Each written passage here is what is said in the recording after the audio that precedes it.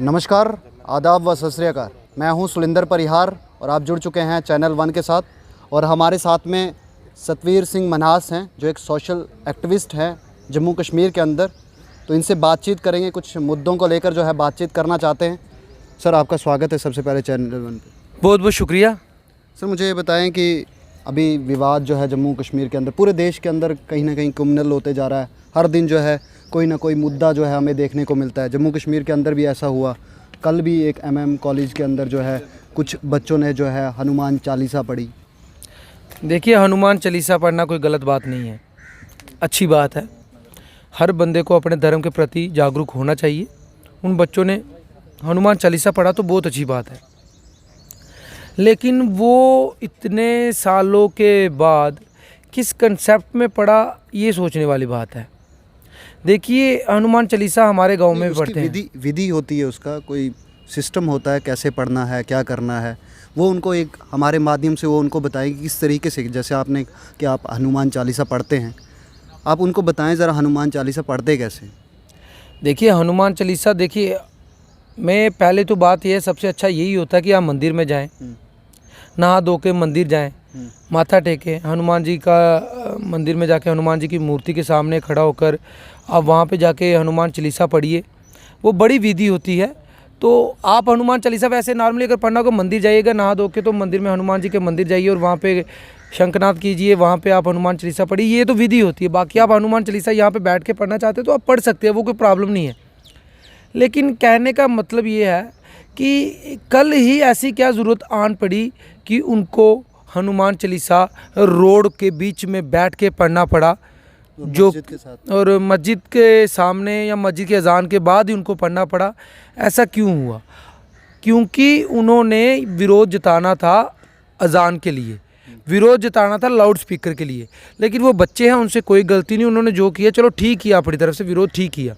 But एक चीज़ ज़रूर थी, लेकिन हनुमान चालीसा पढ़कर विरोध। देखिए, हनुमान चालीसा में कब लिखा है कि आप हनुमान चालीसा पढ़कर जो है आप विरोध करें? देखिए, उनका डेमोक्रेटिक राइट है। वो हनुमान चालीसा उन्होंने जैसे पढ़ा, जिस तरीके से पढ़ा उन्होंने सिर्फ एक ही चीज़ के लिए कि विरोध करना था लाउड स्पीकर का।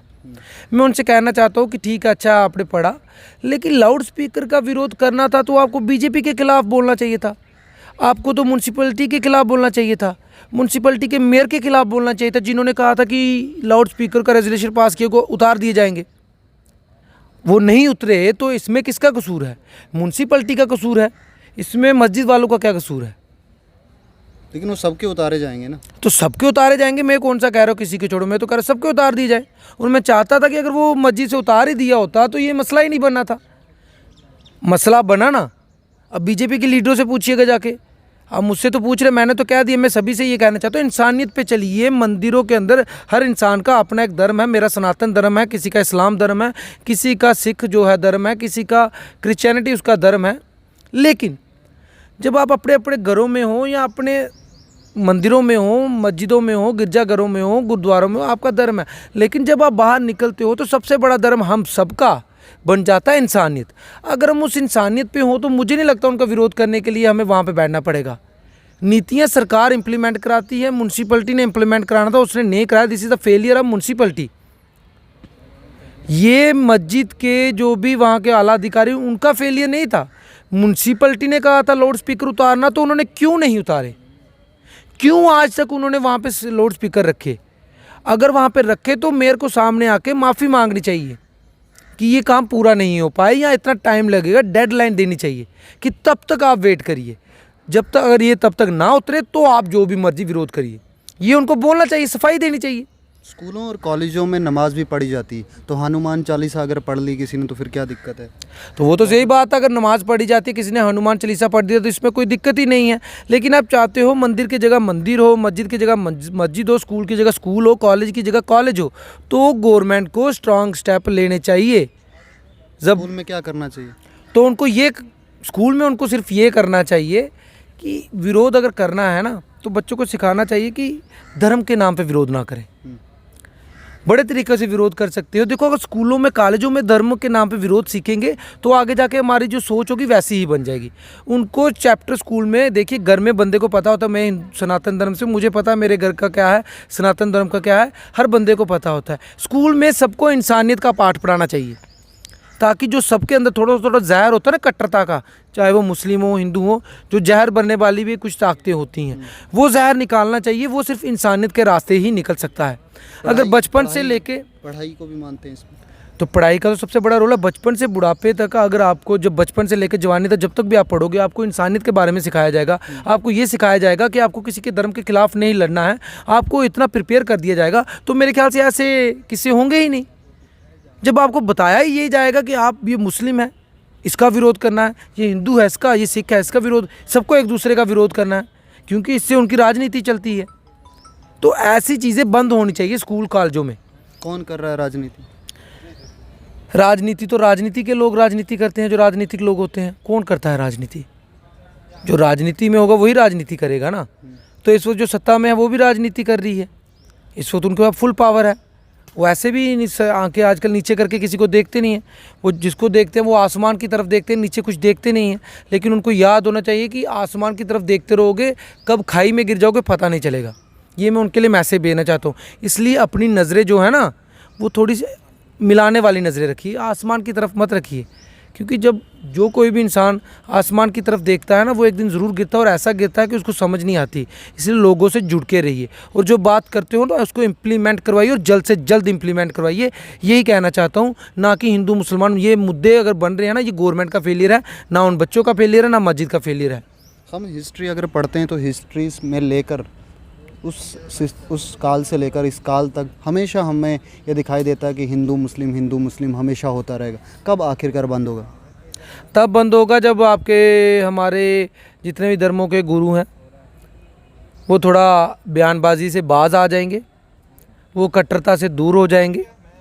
वो जब आपस में वही मिलके रहेंगे तो अच्छा मैसेज नीचे जाएगा। जब वो इनकी राजनीतिक पार्टियों की कठपुतलियाँ बन के ना रहेंगे, जब वो इन सब से दूर हो जाएंगे ना, तो सब कुछ सही हो जाएगा। उनका राजनीतिक षड्यंत्र होता है, उनका क्या फ़ायदा होता है मुझे नहीं पता। कुछ लोग मुस्लिमों में भी होते हैं उनके, कुछ लोग हिंदुओं में भी होते हैं, कुछ सिखों में, कुछ ईसाइयों में, और मैक्सिमम हिंदू और मुस्लिमों में होते ही होते हैं उनके लोग, जिनको पता कि अगर मामला शांत भी हो रहा है, उनमें से कोई एक उल्टा बयान दे देता है।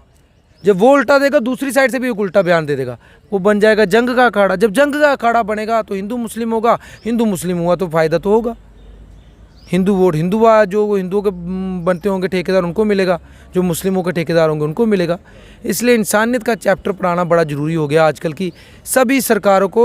एक इंसानियत का चैप्टर बचपन से लेकर जब तक बच्चे पढ़े तब तक पढ़ाना चाहिए, और उनको यही सिखाना चाहिए अपने घर में हम हिंदू भी हैं, मुस्लिम भी हैं, सिख भी हैं, ईसाई हैं, घर से बाहर हम इंसान हैं, और सबको इंसानों की तरह ट्रीट करना चाहिए। इंसानियत के नाते इंसानियत पर चलना चाहिए, जिससे ये सब ख़त्म हो सकता है।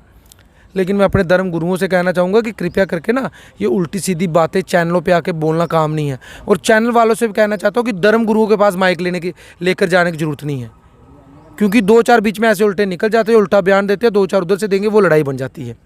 इसलिए इनको मंदिरों में, मस्जिदों में भगवान की तपस्या, भगवान की पूजा अर्चना करने दें, इनके पास जाने की ज़रूरत नहीं है। जब आप इनके पास जाना बंद करोगे तो इनके पास जो धर्म की राजनीति करने वाली पार्टी है, इनके पास मुद्दे ख़त्म हो जाएंगे।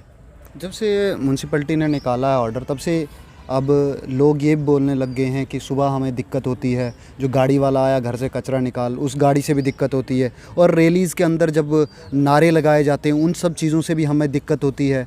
कांग्रेस की रैली अलग होती है, बीजेपी की अलग, किसी और पार्टी की अलग, उनसे भी हमें दिक्कत होती है। क्या उन सब पे भी बंद होगा, और क्या वो बंद होना चाहिए? देखिए, ये रेगुलर जो चीज़ें हैं वो तो बंद होनी चाहिए। रैली तो डेली हर जगह होती नहीं, रैली कहीं पे नहीं होती डेली। रैली का नॉइस पोल्यूशन उस दिन तो होता है, नॉइस पोल्यूशन होता है, ठीक है, उसकी एक परमिशन, एक विधि होनी चाहिए, रैली की परमिशन होनी चाहिए, परमिशन के साथ रैली होनी चाहिए, ये मैं जरूर मानता हूँ। लेकिन जो रेगुलर आप कह रहे हो, जैसे वो कूड़े वाला आजकल गाना चलता है कोई, तो ये कूड़ेदान वाला जो भी आता है, स्वच्छ भारत अभियान का जो गाना चलता है, वो भी नॉइस पोल्यूशन क्रिएट करता है, बड़े लोगों को नहीं पसंद है, तो आपको बंद कर देना चाहिए। आपका जो भी म्यूनसिपलिटी का बंदा है उसकी ड्यूटी होनी चाहिए कि हर गेट पे जाके नॉक करे और बोले कि जिसका भी कूड़ा करकट है वो अपना कूड़ा करकट दे सकता है। इतना गाना बजाने की जरूरत क्या तो है? गाना बजाने क्यों लगाना है? नेता लोग भी एक एक करके जो है दरवाज़ा खटखटाएं और एक एक करके वोट मांगे। नहीं, नेता लोग एक बंदे को आके जो है बयान अपनी बात देखिए, इलेक्शन के दौरान नेता लोग दरवाजे खटखटाते हैं, रैलियां कम ही होती है, रैलियां 10 होंगी, 20 होंगी, 30 होंगी, इतनी ही होंगी, लेकिन मैक्सिमम दरवाजा खटखटाते हैं जब इलेक्शन का टाइम होता है। लेकिन जो रेगुलर है, ये म्यूनसिपलिटी वाले रेगुलर हैं, ये आपको लगता था ये मस्जिद में रेगुलर चलता है, मंदिर में रेगुलर चलता है, आपने हटा दिया। जब उनका हटा दिया तो म्यूनसिपलिटी का हटा दीजिए। वो गाना लगाने की क्या जरूरत है? वो गाना लगाने की ज़रूरत क्या है? उसको भी हटाइए फिर, क्योंकि ये रेगुलर यूज़ वाली चीज़ है, ये रेगुलर होगा। ये जो चीज़ें रेगुलर है उसको अगर आप हटा रहे हो तो आप म्यूनसिपलिटी के जो गाने चलते हैं वो हटा दीजिए। किसी म्यूनसिपलिटी के बंदे की ड्यूटी लगा दीजिए कि वो गेट पे जाए, नॉक करे, हाँ जी आपके पास अगर कूड़ा करकट है तो आप दे सकते हैं, ना है तो नहीं दे सकते हैं। गेट नॉक करिए जैसे रोज़ अखबार वाला करता है, वैसे ड्यूटी लगा दीजिए, नॉइस पोल्यूशन और कम हो जाएगा। ये भी काम करना चाहिए ना म्यूनसिपलिटी को। और म्यूनसिपलिटी को ये भी कहना चाहता हूँ कि सिर्फ शहर वाले जो इलीगल काम और भी पड़े हैं, जैसे हम रोड के किसी ने पूरा रोड के ऊपर बैठ गए हैं, आप स्मार्ट सिटी बना रहे हो, लोग रोड के ऊपर हैं बिना मर्जी के बैठे हुए हैं, कोई म्यूनसिपलिटी की परमिशन नहीं है, मंडियाँ बंद पड़ी हुई हैं, लोग मंडियों के बाहर मंडी लगा के बैठे हैं। म्यूनसिपलिटी कहाँ से हुई है? म्यूनसिपलिटी अंधी हो गई है, सिर्फ 2-4 जगह पकड़ी वहीं पे जाते हैं डेली। इसलिए मैं म्यूनसिपलिटी से कहना चाहता हूँ और भी काम है उनको भी पकड़िए। लेकिन जो MMM कॉलेज के अंदर जो बच्चे थे उन बच्चों को क्यों आखिरकार जो है अरेस्ट कर लिया गया पुलिस के द्वारा? ये बीजेपी बता सकती है, प्रशासन बता सकता है, LG प्रशासन बता सकता है। मुझे इसमें कोई भी पता नहीं क्यों पकड़ा गया, क्योंकि हनुमान चालीसा पढ़ना तो गुनाह है नहीं। गुनाह है नहीं तो फिर क्यों पकड़ा गया? ये बीजेपी, देखिए ये बच्चों का सवाल बीजेपी से होना चाहिए कि उनको क्यों पकड़ा गया। गलत बात है ना, हनुमान चालीसा पढ़ना कोई गुनाह थोड़ा है। क्यों पकड़ा उन बच्चों को, क्यों पकड़ा? अगर वो विरोध करना चाहते तो उनको बता देना था कि विरोध करने के और भी तरीके होते हैं, लेकिन उनको पकड़ के जिप्सी में डाला गया। ये हालत है बीजेपी राज में जो हनुमान चालीसा पढ़ते हैं। अब जो बड़े कट्टर बनते थे उनको कहना चाहते हो ये हालत है तुम्हारे राज में, बच्चे हनुमान चालीसा पढ़ रहे हैं और तुम उठा के उनको थानों में ले रहे हो, जेलों में ले रहे हो। ये है, क्योंकि उनके ऊपर इल्ज़ाम ये भी लगा है कि वो साजिश थी माहौल को ख़राब करना। साजिश थी तो पुलिस को एक्सप्लेन करना चाहिए था किसकी साजिश थी, पूरा क्लियर करना चाहिए। ऐसे कह देना साजिश थी तो किसकी साजिश थी, बता देना चाहिए किसकी साजिश थी। प्रेस कॉन्फ्रेंस करनी चाहिए ताकि आगे से कोई ऐसी साजिश कर ही ना सके। और पुलिस वालों को कहना चाहता हूँ, सभी को कहना चाहता हूँ कि इंसानियत का पाठ जरूर पढ़ाइए बच्चों को। इनके अंदर जो जहर है ना वो निकालिए। एक क्लास इन बच्चों की स्कूल कॉलेज में ये भी होनी चाहिए जो इनके अंदर का जहर है ना वो निकालने के लिए। क्योंकि पंडित क्या पढ़ाते हैं, इमाम क्या पढ़ाते हैं, मदरसों में क्या पढ़ाया जाता है और गुरुकुलों में क्या पढ़ाया जाता है, हमें नहीं पता। अगर हम इंसानियत की क्लास लें, इनकी इंसानियत की क्लास एक रखेंगे तो शायद ये नहीं होगा। बचपन से जब बंदा जवानी तक उसको इंसानियत की क्लास मिली होगी तो ये हिंदू मुस्लिम वो करेगा ही नहीं।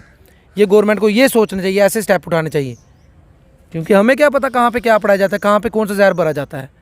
अगर जहर निकालना है तो इंसानियत की भी एक क्लास होनी चाहिए, ख़ास तौर पे हिंदुस्तान में होनी चाहिए। क्योंकि यहाँ पे हिंदू मुस्लिम सिख ईसाई यहाँ पे कितने धर्मों के लोग रहते हैं, नहीं तो यहाँ पे हर धर्म की लड़ाई हो जाएगी अगर इनको इंसानियत का पाठ नहीं पढ़ाया गया।